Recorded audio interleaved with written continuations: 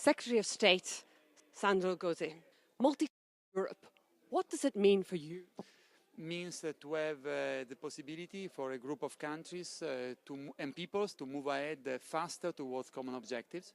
Means a group based on openness to everybody. Everybody who wants to join must be able to join.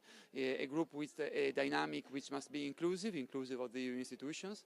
It must be an elective group. Everybody choose to be in a faster group and not selective group. It is a way of being more efficient in reaching faster and better our common objectives. And what's not negotiable for you? Your identity. European identity is rule of law, is fundamental rights, fundamental freedoms, it's fundamental obligations such as solidarity. This is not negotiable, because if you negotiate this, that if you put in question, because if you negotiate because you want to put in question something, you put in question the whole essence of Europe since the Second World War, and this is totally unacceptable. And the single market works well. We must complete it, we must strengthen it, we must build up a digital single market, but you cannot do a pick and choose in the single market. These are the non-negotiable pillars which must be fully respected and even strengthened, such in the case of the single market. And what do you say to people like President Duda, the President of Poland, who's very anxious about this multi-speed approach? Is he right to be afraid? Is this a genuine concern where Poland could be excluded, it could become a second-rate, not a core country? Should you respect his view? Well, I always respect the view of prominent political personalities, and it is up to Poland. Does Poland want to be in the first group? We are open to any country who wants in the first group. Does Poland want to develop a Europe of defense, a defense policy, a security policy? We are perfectly open to that. He spoke about the risk of collapse of Europe if we went along the multi-speed method.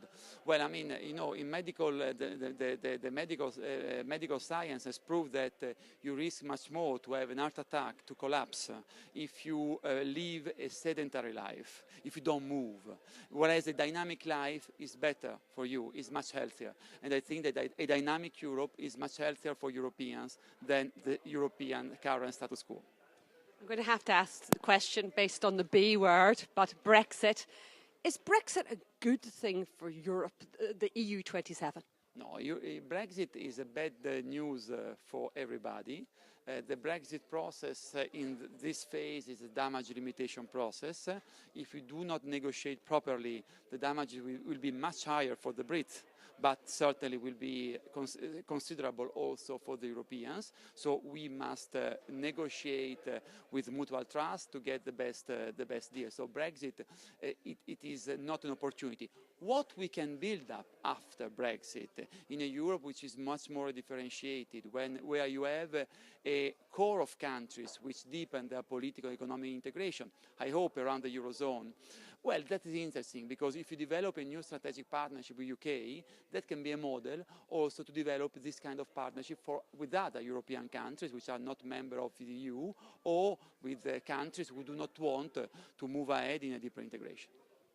Finally, big issue of huge importance to Italy is the future of the Eurozone. Where does it go next? Is it going to be this rigid system?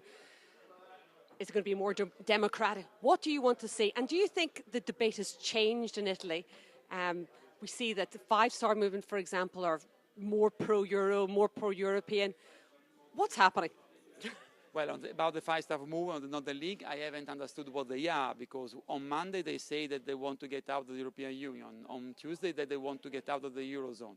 On Wednesday that they want to hold a referendum on I don't know what.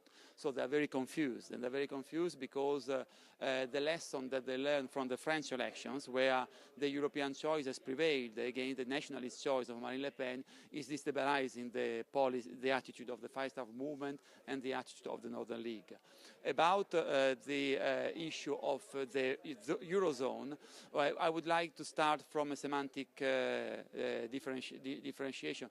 I don't think that we should talk simply about completing the economic and monetary union. I think we need a real and frank debate about how to reshape the Eurozone, and this means that we cannot take for granted that everything has already been decided is perfectly efficient, everything has already been decided has proved up to the task and adequate to the challenges and the need that we have, so we have to open a debate on how to reshape the Eurozone. We need a new investment policy, we need a beginning of social policies because we need to fight against imbalances, notably within the Eurozone. We need to improve the governance, and we need also to strengthen the democratic control over the Eurozone. These are the fundamental issues from which we want to start the new debate. Sorry, but France, Italy, many other countries would agree with you, but do you think there is overall impetus, importantly, Germany, to introduce those reforms? We'll see. I see that over the summer, even from Berlin, there have been declarations which were open to launch a debate and launch a discussion about how to reform the Eurozone, and we are very keen in really sitting at the table with our German friend and with all the other European partners after the German elections to see which kind of debate and toward which new objectives we can go.